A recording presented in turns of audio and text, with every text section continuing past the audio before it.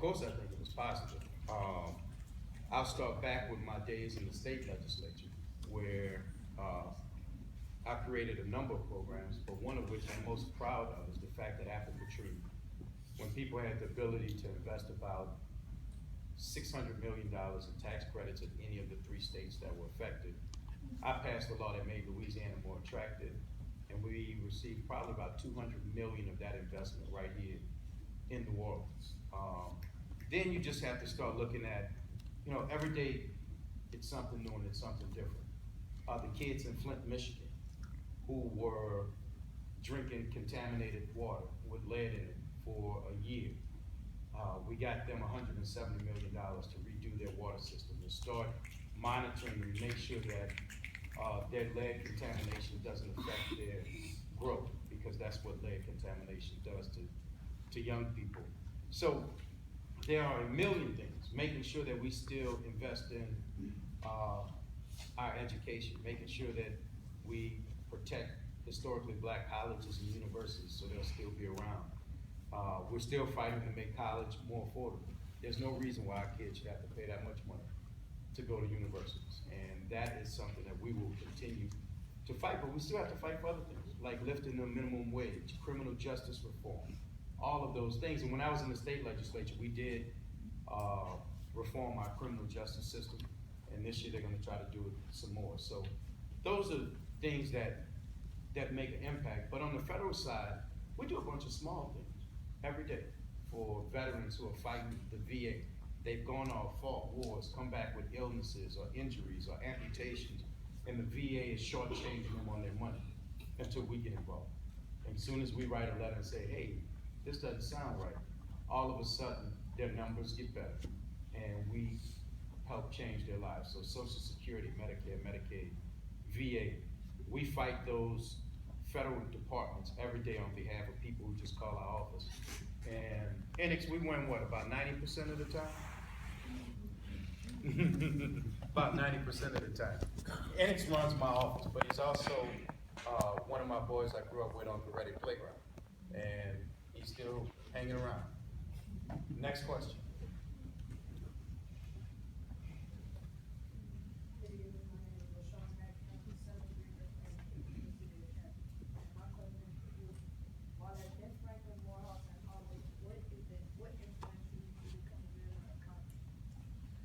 Well, I knew I wanted to give back, and I really was happy in the state legislature, because when I was in the state legislature, that was Baton Rouge, and I could still come home and coach at Goretti every year, all throughout the year. But after Katrina, you realize that the state legislature is really the minor leagues to Congress. So in the state legislature, our budget was $27 billion. I was like, oh, that's a lot of money, until I realized New Orleans flooded. We spent $14 billion on levies, and then we had to redo the housing stock. So if you want to talk the major leagues, you have to talk Congress. We print money and we spend a whole bunch of it, and we have to make sure that we're spending it in areas that's important to people.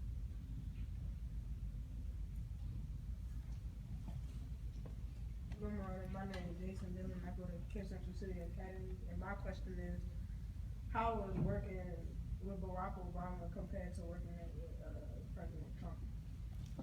Night and day, is the short answer. I will tell you that the President Obama and I had a good working relationship. We didn't agree on everything, especially when it came to HBCUs, when it came to dropping bombs in Syria the first time. However, I always knew that he meant well, and he wanted to improve and help people. So for example, when Baton Rouge took the 7 trillion gallons of water and flooding, President Obama came down. We toured Baton Rouge, told him what we needed. He asked for $2.6 billion to give us to try to help Baton Rouge come back. Now the Republican Congress only gave $1.6 billion, but he wanted 2.6.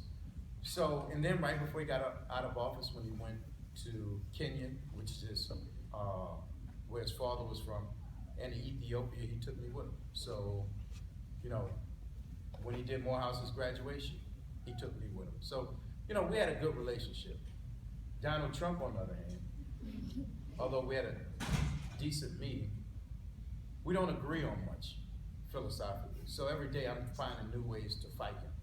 And it's not necessarily him, but he has surrounded himself with some bad, incompetent people, in my opinion. And because of that, it's hard for me to talk to you about public safety if Jeff Sessions is your Attorney General.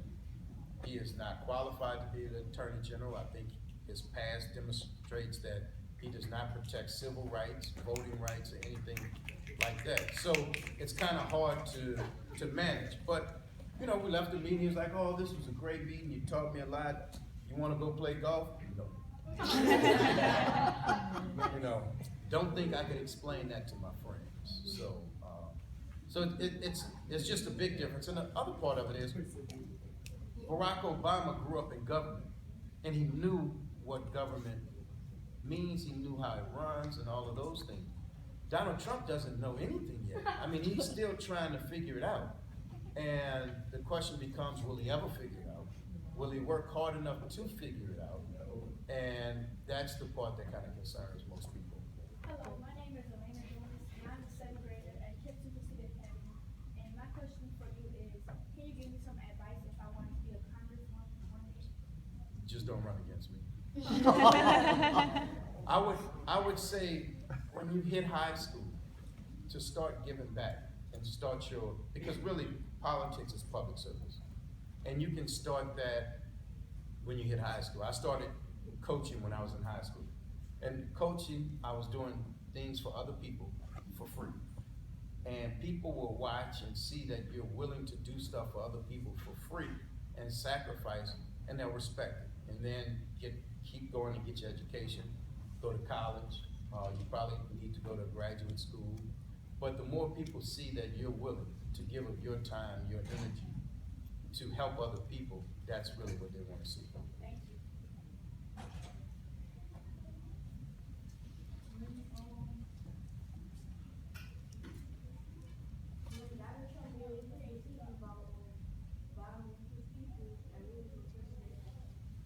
When he bombed Syria, my first was that's one of the few times I actually agreed with him. I think it was important to send Assad, who's the president of Syria, a message that we're no longer gonna sit back and watch him kill his people. And in America, we enjoy certain freedoms. Like, we can go on the street and protest. We can rally at city halls and other places to say that we don't like the president. Think about it, the Tea Party did it to Obama all the time. And we get to protest the Women's March and all these other marches to protest the president, and we don't agree with them. Well, when people in Syria decided they wanted to protest and they wanted a change in the president, he decided, I'm just gonna go to war with you. But he has all the guns. They don't. And he has killed, I think, almost 100,000 people. And I think it's more than that. So he's killed all those people in his own country. And we have to send him a message that we're not gonna tolerate it. I thought we should have armed the rebels a long time ago and took him out. I hate to say it like that, but you can't have one person killing hundreds of thousands of people. That's just unacceptable. Any other questions? Oh, I had you already, right? I'll come back to you. Good morning, my name is Anaya, and I'm a sixth grader at Kip Cooper City Academy. And my question for you is, do you believe that we truly have a democracy in the United States? The short answer is I do, but what we really have is a republic where it's a representative form of government. So you elect me and then I go vote really on your behalf in Congress, which is a form of a democracy. And I believe our democracy is true. I think the Russians influenced our democracy with propaganda and other things. I don't think they stole the election, but I think that they were involved in shaping opinion, releasing information, and doing all those things which affected the ultimate result. But it was still a democratic process, and unfortunately, Trump got more votes than Hillary.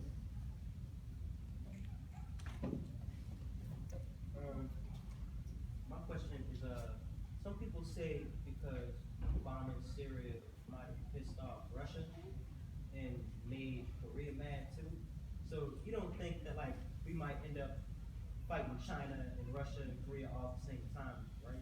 No, well, China doesn't care about Syria. Well, I was just saying. No, I'm gonna break it down for you. Russia cares about Syria. So when we bombed Syria, Russia did get a little, sensitive about it. But they knew we were right, and they're not coming mess with us.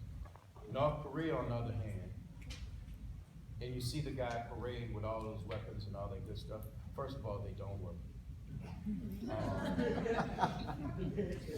I just toured Italy and Portugal, where we have our F-16s, F-35s, our drones, and anything else you want. They don't want, they don't want to play with us. Now, China, on the other hand, would be a real tussle. But China's not gonna risk getting into a real fight with us over this madman president in North Korea. And you have to realize that North